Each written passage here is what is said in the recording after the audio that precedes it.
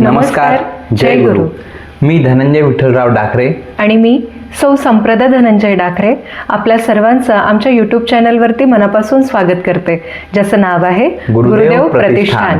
या चॅनलच्या माध्यमातून आपण अनेक दिवसांपासून ग्रामगीता अध्ययनाची पॉडकास्टची एक सिरीज या ठिकाणी चालू केलेली आहे आणि आज आपला 36वा दिवस या ठिकाणी आलेला आहे. आणि आजपर्यंत आपण पूर्ण जे 7 पंचक पाहिले त्याचा एकदा आढावा घेऊया. पहिले आपण सुरुवातीला जे पंचक पाहिलं ते पाहिलं सतधर्म मंथन पंचक, त्यामध्ये 5 अध्याय होते. त्यानंतर दुसऱ्या नंबरचं जे पंचक होतं ते होतं लोकवशीकरण पंचक, त्यामध्ये सुद्धा 5 अध्याय होते. त्यानंतर तिसरं जे पंचक आहे ते होतं ग्रामनिर्माण पंचक. सगळ्या पंचकामध्ये 5-5 अध्याय आहे, हे लक्षात ठेवावं आपण. आणि चौथं पंचक आहे दृष्टी परिवर्तन पंचक. आणि 5वं पंचक जे आहे ते 5वं पंचक आहे संस्कार शोधन पंचक. आणि 6वं पंचक आहे प्रेमधर्म स्थापन पंचक. त्यानंतर 7वं आपण पंचक पाहिलं देवत्व साधन पंचक. आणि आपण आज 8व्या पंचकावरती येऊन पोहोचलेलो आहोत. ते 8वं पंचक आहे आदर्श जीवन पंचक. आपण आज 36वा अध्याय ग्रामगीतेतील पाहणार आहोत जीवनकला. जीवनकला या अध्यायाच्या अगदी सुरुवातीला वंदनीय राष्ट्रसंत श्री तुकडोजी महाराजांनी या अध्यायाचे आदर्श म्हणून योगीराज श्री अरविंद स्वामी यांची प्रतिमा त्या ठिकाणी ठेवलेली आहे. आणि सोबतच संपूर्ण अध्यायामध्ये एकूण 106 ओव्या त्यांनी लिहिलेल्या आहे. चला तर मग श्रोते मंडळी, हा अध्याय नीटपणे समजावून घेऊया. राष्ट्रसंत तुकडोजी महाराजांची ग्रामगीता. आज आपण त्यातल्या एका, मला वाटतं, खूपच महत्वाच्या भागावर बोलणार आहोत. हो, अध्याय 36वा जीवनकला. खरं तर हा विषयच इतका मोठा आहे ना की एक यशस्वी आणि अर्थपूर्ण आयुष्य म्हणजे काय. बरोबर. आणि हा प्रश्न प्रत्येकालाच पडतो कधी ना कधी. हो, आपलं आयुष्य हे आपल्या स्वभावाने म्हणजे प्रकृतीने ठरवलेलं असतं की आपण ते घडवू शकतो. आणि यात कला हा शब्द खूप वेगळ्या अर्थाने येतो. म्हणजे कला म्हणजे फक्त गाणं, चित्र काढणं इतकंच नाही, तर इथे कलेचा संबंध थेट आपल्या जगण्याशी आहे. तर मग आजच्या या आपल्या चर्चेचं मिशन स्पष्ट आहे. तुकडोजी महाराजांच्या नजरेतून जीवनाची सर्वश्रेष्ठ कला कोणती आहे हे शोधायचं आहे. अगदी. चला तर मग या विचारांच्या खोलात जाऊया. सुरुवातच एका मोठ्या प्रश्नाने होते. ग्रामगीतेत म्हटलंय की जगात जितके लोक तितके त्यांचे स्वभाव, प्रकृती ठाई ठाई दिसे भिन्न. हो, आणि हे आपल्याला दिसतंही. आपल्या आजूबाजूला कितीतरी वेगवेगळी माणसं असतात. कुणी शांत, कुणी तापट, कुणी एकदम हट्टी, तर कुणी खूप उदार. बरोबर. आणि हे बघितल्यावर ना मनात येतं की हे सगळं ठरलेलं आहे. तो तसाच आहे, ती तशीच आहे, असं आपण पटकन बोलून टाकतो. जणू काही निसर्गानेच शिक्का मारून पाठवलंय. बरोबर. मग आपल्या प्रयत्नांना काही अर्थ आहे का, हा प्रश्न येतोच. आणि इथेच नेमक्या याच मुद्द्यावर ग्रामगीता एक जबरदस्त, खूप आशावादी विचार मांडते. ती म्हणते, जरी प्रत्येकाचा स्वभाव वेगळा दिसत असला तरीच स्वतंत्र नाही. हो, परी ती स्वतंत्र म्हणू नये. म्हणजे आपला स्वभाव हा काही अचानक आकाशातून पडलेला नाहीये. एक मिनिट, हे ऐकायला खूप प्रेरणादायी आहे, पण थोडं अवघडही वाटतंय. म्हणजे समाजात तर आपण बघतो की काही लोकांना जन्मतःच काही गोष्टी सहज जमतात. हो, उपजत कला असते. हो, तर काहींना खूप प्रयत्न करूनही जमत नाहीत. कुणी उपजतच गायक असतो, कुणी खेळाडू. याला केवळ पूर्वाभ्यास म्हणणं म्हणजे जेनेटिक्स किंवा नैसर्गिक कौशल्यांना नाकारण्यासारखं नाही का? खूप चांगला मुद्दा आहे. ग्रामगीता जेनेटिक्स किंवा नैसर्गिक देणगी नाकारत नाहीये. ती फक्त त्या देणगीमागचं कारण सांगतेय. अच्छा.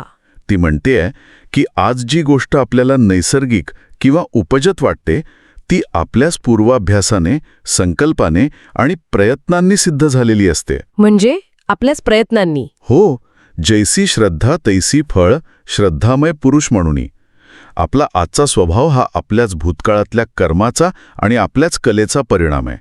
तो केवळ नशिबाचा भाग नाहीये. म्हणजे ज्याला आपण नशीब किंवा देणगी म्हणतो ते खरं तर आपणच भूतकाळात केलेल्या गुंतवणुकीचं फळ आहे. अगदी तसंच. महाराज तर स्पष्टच सांगतात, आपुली आपणा कला फळली, म्हणूनही प्रकृती भिन्न झाली.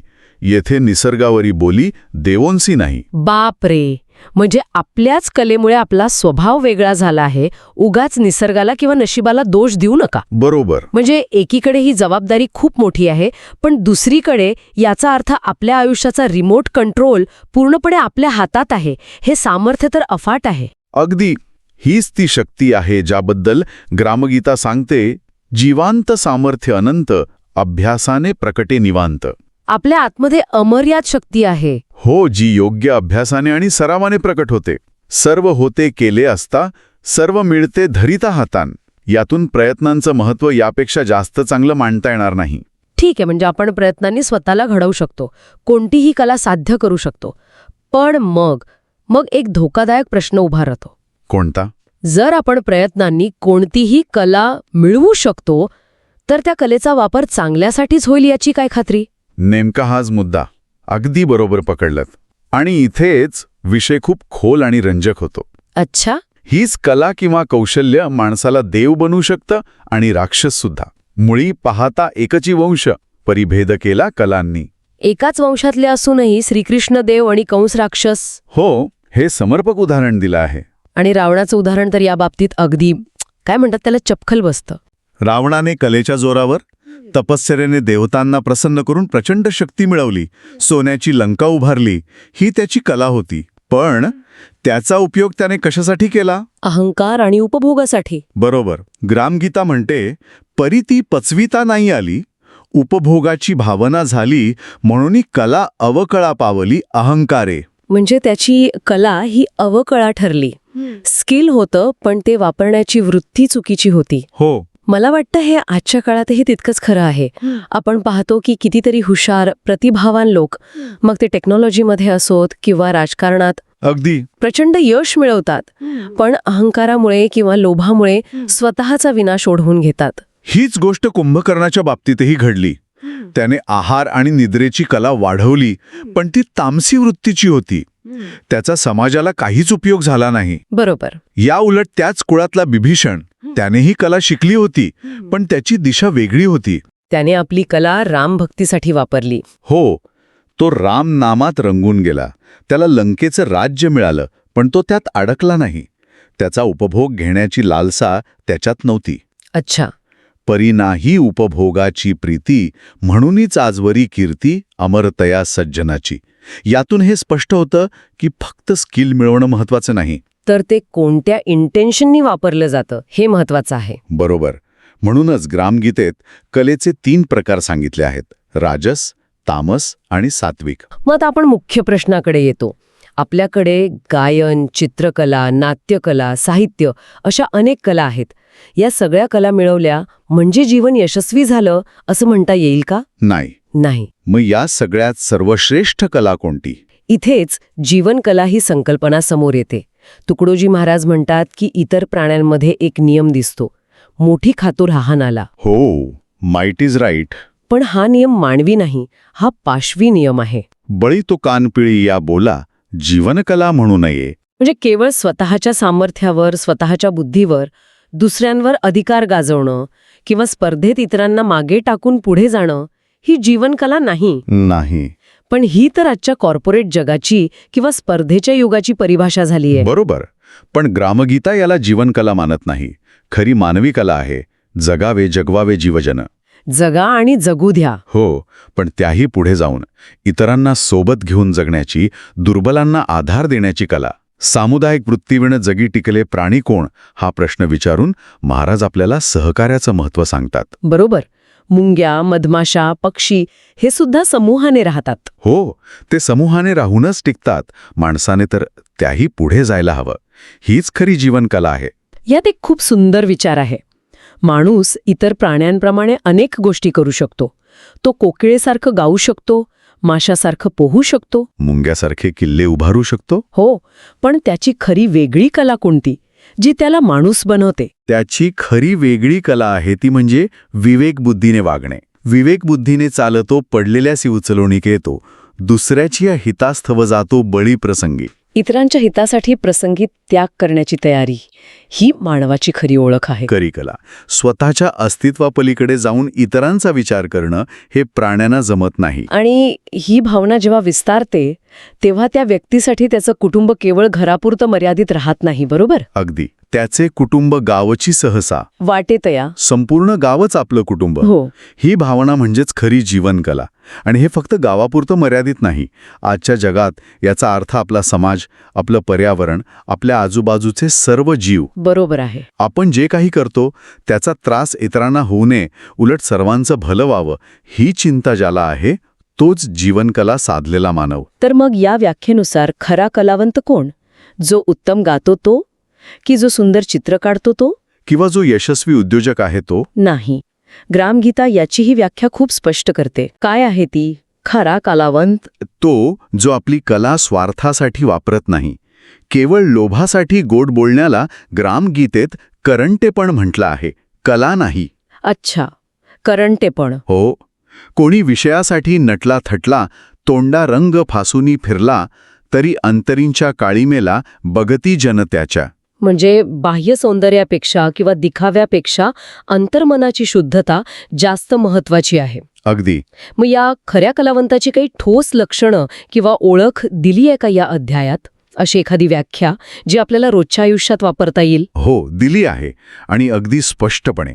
खरं तर एक ओवी या संपूर्ण अध्यायाचा मुकुटमणी आहे असं म्हणायला हरकत नाही. कोणती? ती म्हणते, कमींत कमी गरजांत राहिला, अधिकांत अधिक उपकार केला, समाजाशी समरस झाला, तोची खरा कलावंत. वा, ही व्याख्या तर म्हणजे आजच्या हसेल कल्चर आणि मिनिमलिझम या दोन्ही संकल्पनांना एकत्र आणतीये. बरोबर.